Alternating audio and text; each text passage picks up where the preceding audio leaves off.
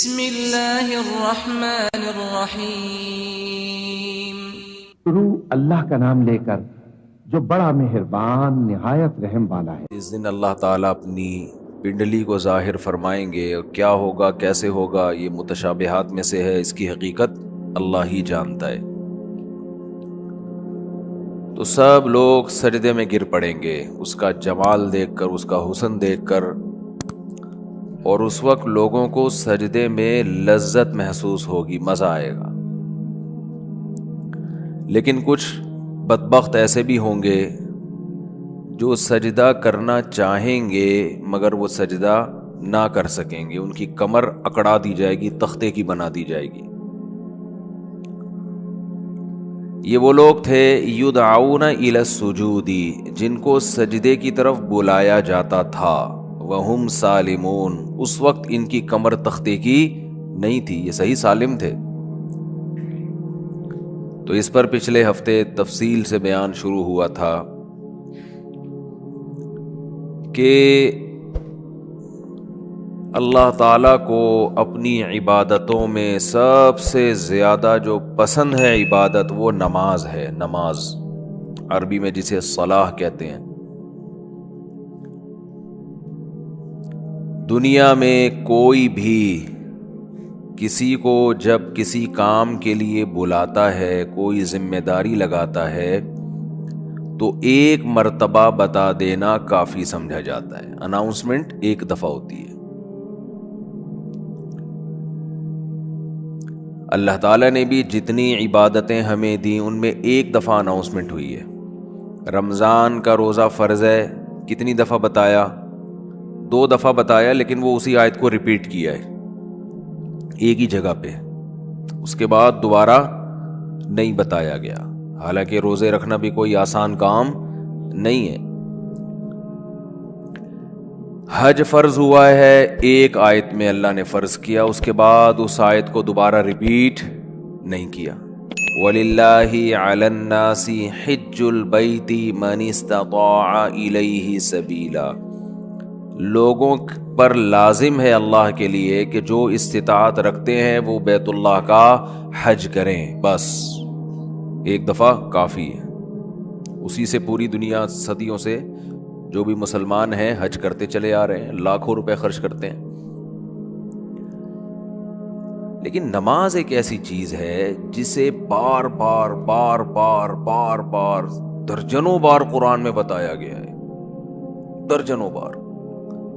جہاں اہل ایمان کی صفات بیان کی، نماز اور زکوٰۃ بھی ساتھ میں۔ نماز ادا کرتے ہیں، زکوٰۃ دیتے ہیں، نماز ادا کرتے ہیں، خرچ کرتے ہیں، نماز ادا کرتے ہیں، غریبوں کو کھانا کھلاتے ہیں، نماز ادا کرتے ہیں، ہماری راہ میں خرچ کرتے ہیں۔ تو پیسے خرچ کرنا جس کو روکڑا کہا جاتا ہے، اور نماز پڑھنا، یہ 2 اسلام کے ایسے لازم اور ملزوم حکم ہیں کہ جن کے بغیر اللہ آپ کے اسلام کو اسلام ماننے کے لیے تیار ہی نہیں ہے۔ انہیں کہا جاتا ہے شعائر اسلام میں سب سے بڑے شعائر۔ اگر کوئی آپ سے پوچھے نا کہ اسلام کے شعائر میں سب سے بڑے شعائر کون کون سے ہیں، تو آپ نے جواب دینا ہے سب سے پہلا نماز، اس کے بعد زکوٰۃ۔ شاعر کیا ہوتا ہے یہ بھی میں بتا دوں۔ ہر قوم کی ایک مخصوص پہچان ہوا کرتی ہے، ہر مذہب کی ایک مخصوص پہچان ہوا کرتی ہے، ہر ملک کی ایک مخصوص پہچان ہوا کرتی ہے جس سے وہ دوسروں سے جدا ہو جائے۔ جہاں بھی ایمان اور اسلام کی بات آئی ہے قرآن و سنت میں، وہاں نماز لازمی ساتھ میں چپکی ہوئی ہے۔ تو اس لیے آپ کو نماز تو پڑھنی ہی پڑھنی ہے، اس میں تو نو کا آپشن ہے ہی نہیں۔ یہ ثابت کرنے کے لیے ہم کیا ہیں؟ مسلم ہیں، مرد کو بھی عورت کو بھی۔ اور یہ صرف بر صغیر میں ہے، ملیشیا میں ہم نے دیکھا وہاں مسجدیں بھری ہوتی ہیں، سب نماز پڑھتے ہیں، خواتین بھی پڑھتی ہیں ساری، اسکارف لٹکے ہوئے ہوتے ہیں وہاں، بے شک وہ اس کا جاب کر رہی ہے، ہوٹل میں کچھ بھی کر رہی ہے، نماز کے ٹائم پہ عورت بھی آئے گی مسجد میں، اسکارف پہنے گی، پھر وہیں اسکارف نکال کے بھی چلی جاتی ہیں ٹھیک ہے نا، جیسے ہمارے ٹوپیاں رکھی ہوئی ہوتی ہیں نا ایسے۔ افغانستان میں سب نماز پڑھتے ہیں، سعودی عرب میں سب نماز پڑھتے ہیں، دبئی میں عرب کے کیسے کیسے عیاش ہیں، ارے ایسا لگے گا جیسے ان سے بڑا نیک دنیا میں کوئی ہے ہی نہیں۔ بادشاہ نماز پڑھتے ہیں، وزیر نماز پڑھتے ہیں۔ ہمارے ہاں ایک بہت بڑی لعنت ہے، کہ ہوگا مسلمان اور اپنے آپ کو مسلمان بھی کہتا ہے، نماز کے وقت میں غائب. تو اس لیے امام احمد ابن حنبل جو بہت بڑے مجتہد ہیں، ان کا یہ فتویٰ ہے کہ ایک نماز بھی جو جان بوجھ کر چھوڑ دے گا اسلام سے خارج ہو جائے گا. اگرچہ جمہور کا یہ فتویٰ ہے کہ خارج نہیں ہوتا، کفر کے قریب ہو جاتا ہے وہ، لیکن امام احمد بن حنبل کی کوئی کم حیثیت تو نہیں ہے نا. سعودی عرب میں انہی کو فالو کیا جاتا ہے. شیخ بن باز، شیخ صالح العثیمین سعودیہ کے مفتی اعظم رہے ہیں، ان کا فتویٰ اب تک چلا یہی آ رہا ہے کہ ایک آدمی اگر فجر کی نماز کے لیے الارم نہیں لگاتا، اس نے صبح 8 بجے آفس جانا ہے، رات کو سویا صبح 8 بجے کا الارم لگا کے، تو یعنی اس نے پکا ارادہ کیا ہوا ہے کہ میں نے فجر میں نہیں اٹھ رہا. ایک تو ہوتا ہے نا آنکھ کھلی نہیں، ارادہ تو تھا نہیں کھلی آنکھ، پکا ارادہ کیا ہوا ہے. انہوں نے کہا یہ اسی وقت مرتد ہو جائے گا، کیونکہ اس نے پکا ارادہ کر لیا ہے نماز کے قضا کرنے کا، پکا ارادہ. وہ یہاں تک ان کا فتویٰ ہے کہ مرتد ہو جائے گا اس کو اگر توبہ نہیں کرتا اور توبہ کا اعلان نہیں کرتا باقاعدہ، تو اس کو مسلمانوں کے قبرستان میں دفن کرنا بھی جائز بولو نہیں ہے، اس کا نکاح بھی ٹوٹ گیا.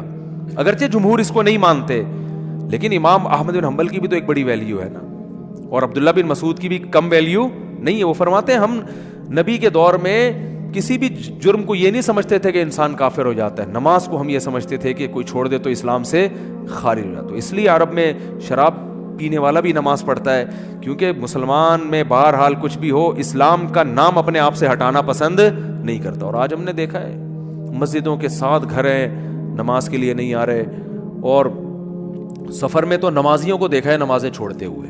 ذرا آج کل پیپر ہے تو یہ چھوڑ دو نماز. بھائی پیپر میں نماز چھوڑنا کہاں سے جائز ہو گیا؟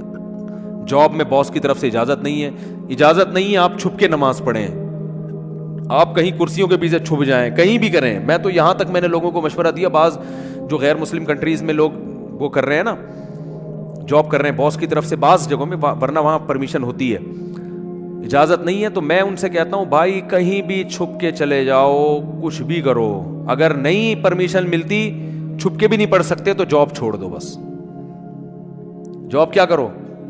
چھوڑ دو. جاب نہیں، پھر جاب جائز نہیں آپ کے لیے. فرض نماز تو پڑھنی پڑے گی، آپ جاب ہی نہیں کر سکتے. آپ کہیں بھی جاؤ، کہتے ہیں کہاں جا کے، میں بھائی واش روم میں پڑھ لو، واش روم میں پڑھ لو. واش روم کا مطلب یہ نہیں کہ وہ فلش کے اوپر، وہ تو جگہ کا پاک ہونا ضروری ہے نا. انتہائی آخری درجہ یہ ہے کوئی مصلی رکھو اپنے ساتھ تاکہ جگہ پاک ہو. یہ ایسا نہیں کہ واش روم میں نماز پڑھنا شروع کر دیں، حرام ہے، ناجائز ہے واش روم میں نماز پڑھنا. لیکن اگر کوئی صورت نہیں بنتی، کچھ بھی نہیں ہے، جائے نماز لے جاؤ بھائی چھپ کے، جہاں نہاتے ہیں نا جس جگہ پہ، اس جگہ مصلی بچھا کے نماز پڑھ لو. ٹرینوں میں نماز نہیں چھوڑ سکتے آپ. میں تو کوئی زیادہ نیک آدمی نہیں ہوں، لیکن 1-2 واقعات میں لوگوں کو صرف موٹیویٹ کرنے کے لیے. ایک دفعہ ہم بھاولپور سے چڑھے ٹرین میں.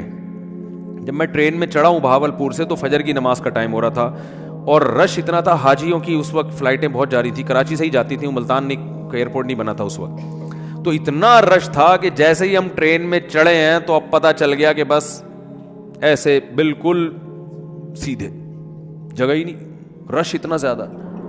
اب فجر کی نماز، وضو میں نے پہلے کر لیا تھا احتیاطاً، تو اب وہاں میں نے کہا بھائی نماز پڑھنی ہے. لوگوں نے کہا یہاں جگہ نظر آ رہی ہے. صوفی صاحب لوگ پھر تانے دینا شروع کر دیا، صوفی نظر نہیں آ رہا ہے، یہاں کوئی نماز پڑھے گا، پاگل ہو رہا ہے. اچھا سفر میں لوگوں نے کہا بھائی سفر میں معاف ہے، بعد میں توبہ کر لینا، قضا پڑھ لینا. یہ بڑے اچھے الفاظ ہوتے ہیں لوگوں کے نا، یعنی ان کی نظر میں کہ توبہ کر لینا. بھائی توبہ تو کہاں سے؟ اگر ایسا ہی ہوتا تو اللہ کہتے نماز پڑھ لو، نہیں پڑھتے تو توبہ کر لینا. پڑھنی ہے، قضا نہیں کرنی ہے. ان الصلاۃ کانت علی المؤمنین کتابا موقوتا. اگر نماز چھوڑنے کی میرے بھائی کہیں گنجائش ہوتی تو میدان جنگ میں لڑتے ہوئے جب گولوں کی گھن گرج اور تلواروں کی چمک ہو، اس میں اللہ اجازت دے دے گا قضا کر لو. وہاں اجازت نہیں دی ہے. اللہ نے فرمایا نہیں کوئی صورت بنتی، سواری پہ بیٹھو، گھوڑے کا جہاں رخ ہے اسی طرف رخ کر کے نماز پڑھو. وہاں اجازت نہیں دی. اور آگے اللہ نے اس کی وجہ بیان کی ہے کہ میں اس لیے کہہ رہا ہوں یہاں پڑھنی ہے کہ نماز صرف پڑھنے کا حکم نہیں ہے. ان الصلاۃ کانت علی المؤمنین کتابا موقوتا. نماز مومنین پر مقررہ اوقات میں فرض ہے. یہ اس لیے جواب دیا کہ آپ کہہ سکتے تھے اللہ جب جنگ ختم ہو جائے گی پھر پڑھ لیں گے نا آرام سے خشوع و خضوع کے ساتھ. ابھی جنگ ہو رہی ہے، اللہ ابھی کیا ضرورت، جب جنگ ختم ہو جائے قضا پڑھ لیں گے بعد میں. ٹر جائے گا پھر بہت ڈبل سجدہ کریں گے، ہم بہت لمبے لمبے قیام کریں گے. اللہ فرماتے ہیں نماز مقررہ اوقات میں فرض ہے. وہ ٹائم گزر جائے گا اگر جنگ ختم ہونے کا انتظار کرو گے. بہت مشکل ہے بھائی, نہیں آ رہی سمجھ میں تو جیسے زندگی گزر. فرشتے بہت اچھی طرح سے اردو میں بھی سمجھا دیں گے قبر میں. وہ کہتے ہیں نا میں نہیں بتاؤں گا, تو لوگوں نے کہا اب تو آپ کو سب بتانا پڑے گا. اور حقیقت ہے میں ان کا کسی کا مذاق نہیں اڑا رہا, سب کے ساتھ ہوگا. جو بھی کہتا ہے میں نہیں بتاؤں گا, تو جب دنیا سے جائے گا تو سب کچھ بتانا پڑے گا اس کو, سب بتانا پڑے گا بھائی.